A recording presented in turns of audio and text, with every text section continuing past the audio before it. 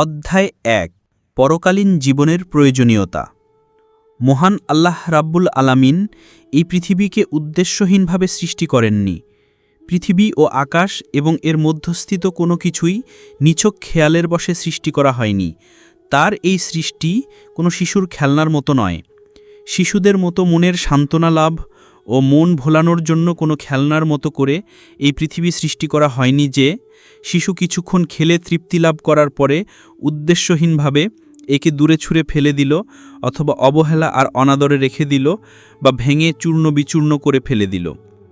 নিজের দেহ থেকে শুরু করে আল্লাহ সমগ্র সৃষ্টির প্রতি সাধারণ দৃষ্টি নিক্ষেপ করলেই এমন ধারণা করার কোনো অবকাশ থাকে না। বরং তার এ সৃষ্টি যে অতীব গুরুত্বপূর্ণ, ঐকান্তিকতা ও বুদ্ধিমত্তার উপর দৃঢ়ভাবে প্রতিষ্ঠিত, এ কথা দিবালোকের মতোই স্পষ্ট হয়ে যায়। সমগ্র সৃষ্টিজগতের প্রতিটি পরতে পরতে বিরাট উদ্দেশ্য নিহিত রয়েছে এবং এর প্রতিটি অধ্যায় লক্ষ্য স্থির করা হয়েছে। সৃষ্টির অভ্যন্তরীণ একটি পর্যায় সমাপ্ত ও অতিবাহিত হবার পরে আল্লাহ তাআলা নিশ্চিতভাবে যাবতীয় কার্যের হিসাব নিকাশ গ্রহণ করবেন এবং তার ফলাফলের ভিত্তিতে পরবর্তী অধ্যায় রচিত করবেন। তিনি সমগ্র সৃষ্টিসমূহকে মহাসত্যের সুদৃঢ় ভিত্তির উপরে সংস্থাপিত করেছেন। সৃষ্টির প্রতিটি দিক ন্যায় বিচার, সত্যতার নিয়মনীতি ও বিচক্ষণতার উপর দৃঢ়ভাবে প্রতিষ্ঠিত। দৃশ্য অদৃশ্য সমস্ত কিছুর বাদশাহী একমাত্র তারই, এবং তিনি যখন ইচ্ছা পোষণ করবেন তখনই আদেশমাত্র সৃষ্টির প্রতিটি অণু পরমাণু তার দরবারে উপস্থিত হতে বাধ্য। সূরা আমের ৭৩ নং আয়াতে বলা হয়েছে, তিনি আকাশ ও জমিনকে যথাযথভাবে সৃষ্টি করেছেন এবং যেদিন তিনি বলবেন হাসর হও, সেদিনই হাসর হবে। তার কথা সর্বাত্মকভাবে সত্য। এবং যেদিন সিংহায় ফুট দেয়া হবে, সেদিন নিরঙ্কুশ বাদশাহী তারই হবে। গোপন ও প্রকাশ্য সমস্ত কিছুই তার জ্ঞানের আওতার। তিনি অত্যন্ত সুবিজ্ঞ, সম্পূর্ণ পরিজ্ঞাত।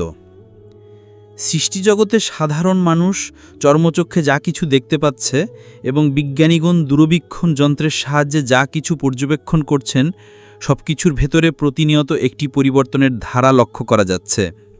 এই পরিবর্তন সৃষ্টির শুরু থেকেই চলে আসছে। ঊর্ধ্বজগৎ ক্রমশ সম্প্রসারিত হচ্ছে।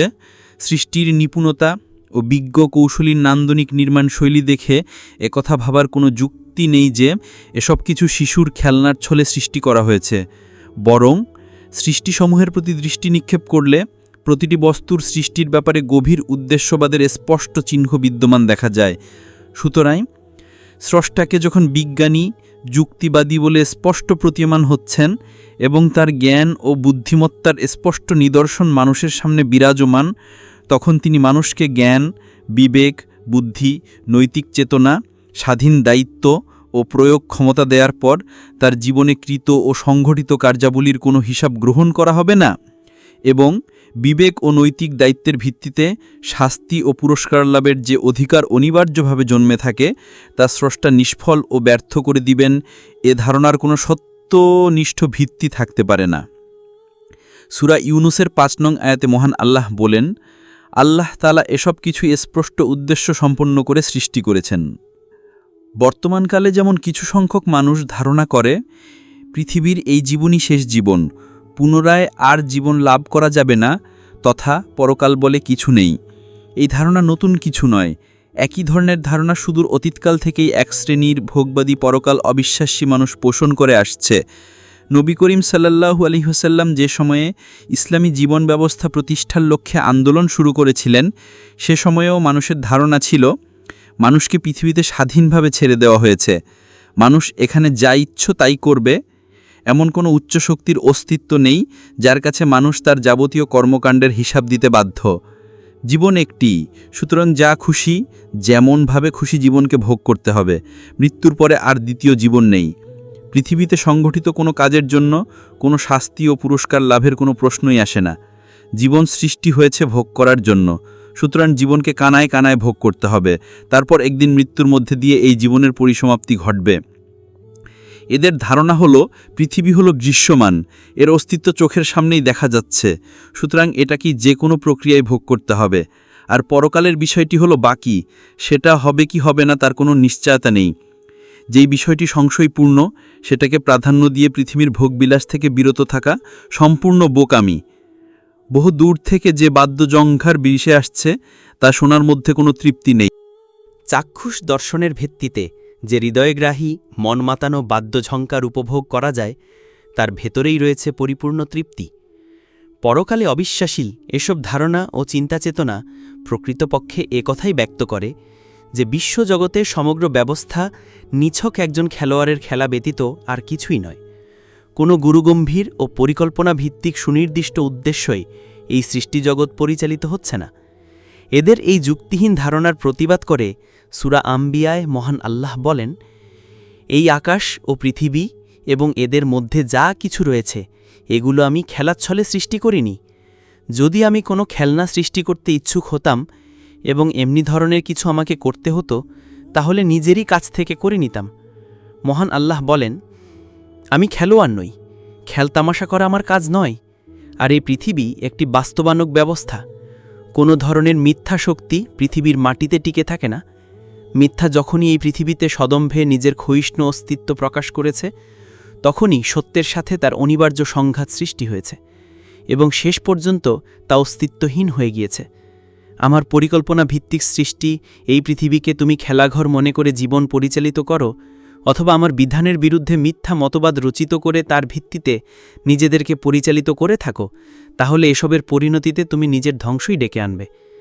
তোমার নিকট ইতিহাসের দিকে দৃষ্টি নিক্ষেপ করে দেখো, আমার সৃষ্টিকে যারা খেলাঘর মনে করেছে, পৃথিবীকে যারা ভোগের সামগ্রীতে পরিপূর্ণ একটি বিশাল আকারের থালা মনে করেছে, পৃথিবীকে যারা ভোগবিলাসের লীলাভূমি মনে করেছে, আমার ইসলামের সাথে যারা বিরোধিতা করেছে তাদের কি করুণ পরিণতি ঘটেছে পৃথিবীটাকে ভ্রমণ করে দেখে নাও।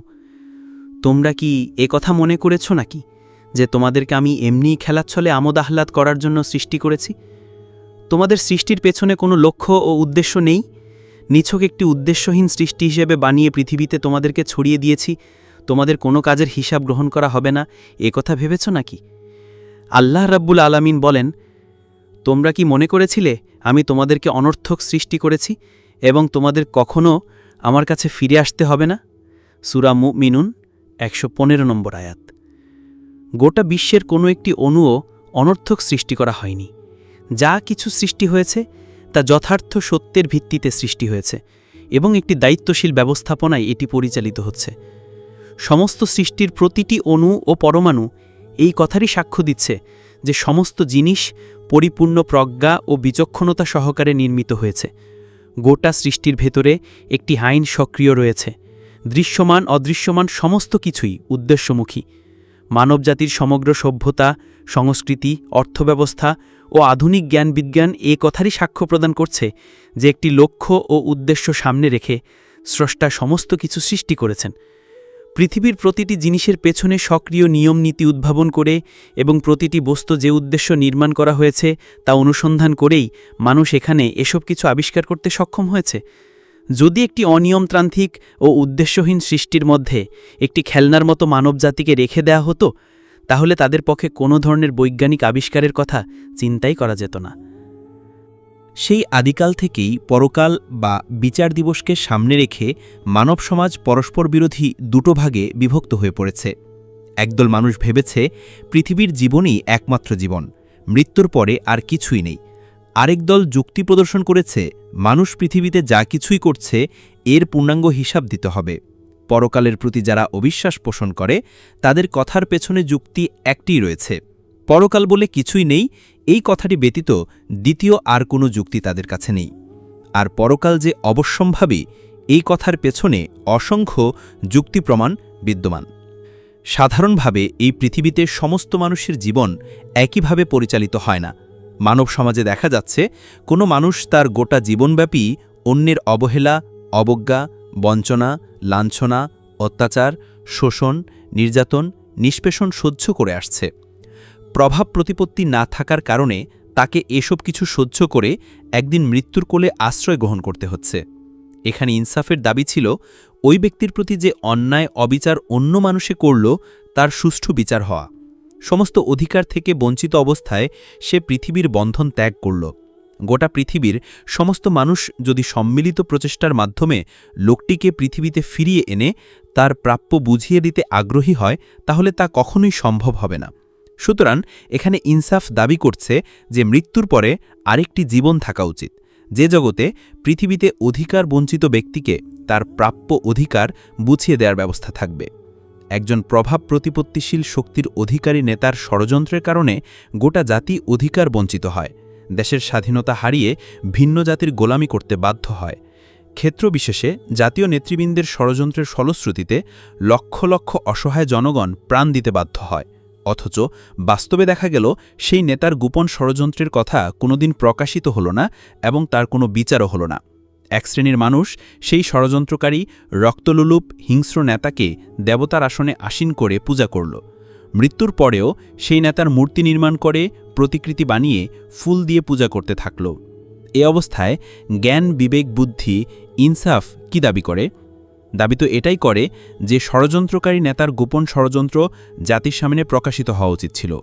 তার ষড়যন্ত্রের কারণে জাতি পরাধীন জাতিতে পরিণত হল, অসংখ্য মানুষ নির্মমভাবে নিহত হল। এসব অপরাধের কারণে তাকে চরম দণ্ডের দণ্ডিত করা উচিত ছিল, কিন্তু সে দণ্ড ভোগ করা তো দূরের কথা, জীবিতকালে বিপুল ঐশ্বর্য আর ভোগবিলাসের মাধ্যম দিয়ে সে কানায় কানায় তার জীবনকে পূর্ণ করল। তারপর মৃত্যুর পরেও তার দলের লোকজন তার সীমাহীন বিশ্বাসঘাতকতা আর ক্ষমার অযোগ্য অপরাধ জাতির কাছে গোপন করে তার প্রতিকৃতি বেদিতে স্থাপন করে রাষ্ট্রীয়ভাবে পূজা করতে বাধ্য করল। এভাবে গোটা জাতিকেই ইনসাফ থেকে বঞ্চিত করা হল এবং প্রকৃত অপরাধীকে দণ্ডদানের পরিবর্তে আকাশচম্বী সম্মান আর মর্যাদা দেয়া হল। যদি বলা হয় যে জাতীয় সেই নেতাকে চরম দণ্ডদান করলেই তো জাতি ইনসাফ লাভ করল, তাহলে প্রশ্ন ওঠে কিভাবে সেই বিশ্বাসঘাতক নেতাকে দণ্ডদান করা হবে? তার অপরাধের গুরুত্ব অনুযায়ী কি তাকে দণ্ডদান করা যাবে? খুব বেশি হলে তাকে মৃত্যুদণ্ড দিয়ে তা কার্যকর করা যেতে পারে। আবার প্রশ্ন ওঠে, যে ব্যক্তি জাতীয় নেতৃত্বের আসনে আসীন হয়ে গোটা জাতির সভ্যতা, সংস্কৃতি, অর্থনীতি ধ্বংস করল, জাতিকে ভিন্ন জাতির গোলামে পরিণত করল, অবাধে নিজের সন্তান সন্ততি সাথে করে জাতীয় অর্থসম্পদ লুট করল, দলের লোকদের দিয়ে লুট করালো, লক্ষ লক্ষ মানুষের জীবনহানি ঘটালো, তার কারণে অসংখ্য নারী সতীত্ব হারালো, অর্থাৎ বিশাল পর্বতসমান অপরাধের পরিবর্তে লাভ করল শুধু মৃত্যুদণ্ড। অগণিত মানুষ নিহত হলো যার কারণে, আর সে একবার মাত্র নিহত হলো। এটা কি ইনসাফ হলো? আসলে মানুষ ইনসাফ করবে কিভাবে? মানুষের পক্ষে তো সম্ভব নয় লক্ষ নরহত্যার অপরাধে দণ্ডিত ব্যক্তিকে হত্যা করে পুনরায় জীবিতকরণের প্রক্রিয়ার মাধ্যমে লক্ষ লক্ষ বার হত্যা করে প্রতিশোধ গ্রহণ করা। মানুষের পক্ষে কাউকে একবারই হত্যা করা বা মৃত্যুদণ্ড কার্যকর করা সম্ভব, বারবার নয়। এখানেও ইনসাফের বাগি হল মৃত্যুর পরে আরেকটি জীবন থাকা উচিত, যেখানে লক্ষ নরহত্যার অভিযোগে অভিযুক্ত অপরাধীকে লক্ষবার শাস্তি দেয়া যেতে পারে। পৃথিবীর কারাগারগুলোয় যেসব বন্দী রয়েছে, এসব বন্দীদের মধ্যে প্রতিটি ব্যক্তি কি প্রকৃত অপরাধী? কোনো একটি দেশের সরকারও এ কথা হলফ করে বলতে পারবে না যে তার দেশের কারাগারের সকল বন্দী প্রকৃত অপরাধী। এমন অনেক ব্যক্তি রয়েছেন যারা প্রতিহিংসা, ষড়যন্ত্র, প্রতিশোধ, আক্রোশ ইত্যাদির শিকার হয়ে বছরের পর বছর ধরে অন্যায়ভাবে কারাগারে অমানবিক নির্যাতন ভোগ করছে। আল্লাহ দেয়া পৃথিবীর মুক্ত আলো বাতাস থেকে নির্দোষ লোকগুলোকে বঞ্চিত করা হয়েছে, স্বামী সঙ্গ থেকে স্ত্রীকে বঞ্চিত করা হয়েছে, সন্তান সন্ততিকে পিতার স্নেহ থেকে মারুম করা হয়েছে। পরিবারের একমাত্র উপার্জনকারী ব্যক্তিকে কারাবন্দী করার কারণে তার সংসার তছনছ হয়ে পড়েছে। স্ত্রীকে অপরের বাড়িতে কঠোর শ্রমের বিনিময়ে খুলনিবৃত্তি নিবৃত্ত করতে হচ্ছে। নাবালেগ সন্তানগণ শিক্ষাজীবন থেকে বঞ্চিত হয়েছে। এক মুঠো অন্নের জন্য শ্রম বিক্রি করতে হচ্ছে। এভাবে অবিচার মানব সভ্যতার মেকি মানবাধিকারের গালে বারবার চপেটাঘাত করছে। নেই কোথাও এদের সুবিচার লাভের এতটুকু আশা। নেই সমাজের প্রভাব প্রতিপত্তিশালী কামনাতাড়িত ব্যক্তির দৃষ্টি পড়ল গরিব দিনমজুর এক ব্যক্তির সুন্দরী স্ত্রীর প্রতি। তার যৌবনকে লেহন করার যাবতীয় প্রচেষ্টা যখন ব্যর্থ হল, তখন আইন প্রয়োগকারী সংস্থার সদস্যদের সাথে ষড়যন্ত্রে করে সেই দিনমজুরকে চোর বা ডাকাত সাজিয়ে কারাগারে ঢুকিয়ে দিয়ে কয়েক বছর জেল দেয়া হলো। এরপর দিনমজুরের অসহায় সুন্দরী স্ত্রীকে ভোগ করার অবাধ পরিবেশ সৃষ্টি করা হলো। এই অবিচারের কোনো প্রতিকার করার মতো শক্তি সামর্থ্য গরিব দিনমজুরের নেই। তার অর্থ নেই, প্রভাব নেই, প্রতিপত্তি নেই। আইন ব্যবসায়ীর মাধ্যমে সে জামিন নেবে সে অর্থও তার নেই, কারণ পৃথিবীতে প্রচলিত মানুষের তৈরি করা আইনের অবস্থা হল মাকড়সার জালের মতোই। মাকড়সার জালে যেমন কোনো শক্তিশালী মাছি আটকা পড়লে তা ছিন্ন করে বের হয়ে যায়, এবং দুর্বল কোনো প্রাণী ধরা পড়লে সেই জাল ছিন্ন করতে পারে না, মাকড়সা তাকে কুড়ে কুড়ে খায়। পৃথিবীতে আইন প্রভাব প্রতিপত্তি ও অর্থের কাছে বিক্রি হয়। এখানে অসহায় দুর্বল মানুষগুলোর সুবিচার লাভের কোনো আশা করা যেতে পারে না, কিন্তু মানুষ হিসেবে মানবাধিকারের দৃষ্টিতে তারও তো সুবিচার পাওয়ার অধিকার ছিল। তাহলে অসহায় আর দুর্বলরা কি কোনোদিন সুবিচার লাভ করবে না? বসনিয়া, হার্জেগোভিনা, আলজেরিয়া, ম্যাসেডোনিয়া, ফিলিস্তিন, Kashmir, Somalia, Philippines, Sudan, Afghanistan ও ইরাক সহ অনেক দেশেই মুসলিম বিদ্বেষী পৃথিবীর সুপার পাওয়ার মোড়ল রাষ্ট্রটির প্রত্যক্ষ মদদে অগণিত মুসলিম নারী পুরুষ, আবাল বৃদ্ধ বনিতা লোমহর্ষক হত্যাকাণ্ডের শিকারে পরিণত হয়েছে এবং এখনও হচ্ছে। পৃথিবীতে এদের জন্মই যেন হয়েছে নিষ্ঠুরতার মাধ্যমে জীবনকে বলি দেয়া। পৃথিবীবাসীর চোখের ধুলো দেওয়ার জন্য তথাকথিত শান্তি প্রতিষ্ঠার লক্ষ্যে বছরের পর বছর ধরে রাষ্ট্রের নেতৃবৃন্দ বৈঠকের নামে ভোজ সভার আয়োজন করছে। প্রকৃতপক্ষে হত্যাযজ্ঞকে দীর্ঘায়িত করার লক্ষ্যেই বৈঠকের নামে কালক্ষেপণ করা হচ্ছে। একদিকে হত্যাযজ্ঞ বন্ধ করার নামে যে মুহূর্তে বৈঠক চলছে, অপরদিকে সেই মুহূর্তেই অগণিত আদম সন্তান মারণাস্ত্রের নিষ্ঠুর শিকারে পরিণত হচ্ছে। এভাবে সর্বত্র চলছে অন্যায় আর অবিচার, কিন্তু কোনো প্রতিকারের ব্যবস্থা আজ পর্যন্ত করা হয়নি। বিচারের আশায় অসহায় মানুষের করুণ আর্তনাদ অন্ধকার কারা প্রকোষ্ঠের কঠিন দেয়ালে মাহাকুটে ফিরছে। নির্যাতিত জনগোষ্ঠীর মর্মযন্ত্রণার করুণ হাহাকার পৃথিবী জুড়ে বেদনাবিধুর পরিবেশ সৃষ্টি করছে। প্রতিকার আর সুবিচার লাভের সামান্য আশার আলো কোথাও চোখে পড়ছে না। পৃথিবীর এই বাস্তব অবস্থায় মানুষের চোখে আঙুল দিয়ে দেখিয়ে দেয় বিচার দিবসে প্রয়োজনীয়তা আর মৃত্যুর পরের জীবনের আবশ্যকতা। পৃথিবীতে যদি যাবতীয় কাজের যথার্থ প্রতিফল লাভের বাস্তব অবস্থা বিরাজ করত, তাহলে পরকালের জীবন সংশয়পূর্ণ হতো। পৃথিবীতে কর্মের যথার্থ মূল্যায়ন ও প্রতিফল দানের ক্ষমতা মানুষের নেই। এ ব্যবস্থা মানুষ কোনোদিনই যথার্থভাবে করতে সক্ষম হয়নি। সুতরাং জ্ঞান, বিবেক, বুদ্ধি ও যুক্তি এটাই দাবি করে যে এমন একটি জীবন অবশ্যই থাকা উচিত যে জীবনে মানুষ তার প্রতিটি কর্মের যথোপযুক্ত প্রতিফল লাভ করবে। আর কর্ম সম্পাদনের পূর্বে যেমন ফল আশা করা যায় না, তেমনি মৃত্যুর পূর্বে মানুষও তার কর্মফল আশা করতে পারে না, কারণ মৃত্যুর মধ্য দিয়েই তার কর্মের অবসান ঘটে। এ মহান আল্লাহ রাব্বুল আলামিন বিচার দিবস নির্ধারণ করেছেন। সেদিন তিনি প্রতিটি মানুষের কর্মলিপি অনুসারে বিচার কার্য অনুষ্ঠিত করবেন।